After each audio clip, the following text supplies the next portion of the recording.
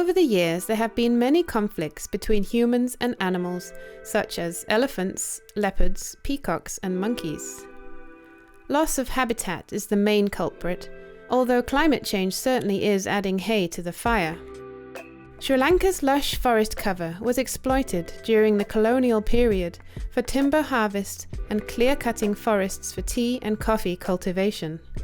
After independence, people continued to chop down trees due to increasing demands. Let's look at how this affected the monkeys. A long time ago, monkeys and humans lived in harmony, but the increasing human population encroached on the monkeys' habitats.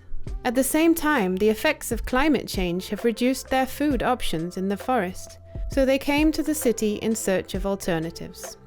People started feeding them, and as a result, these monkeys stopped foraging. They depended on people for food.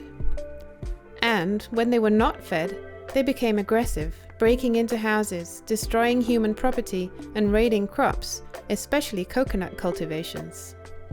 Over the years, people have taken different measures to get rid of the monkeys, but it's clear now that we need to look at better alternatives to gain a new balance with wildlife. How can we coexist with the wildlife we're currently in conflict with? Can we make our home a wildlife-friendly space? Are you aware of any conflicts near where you live?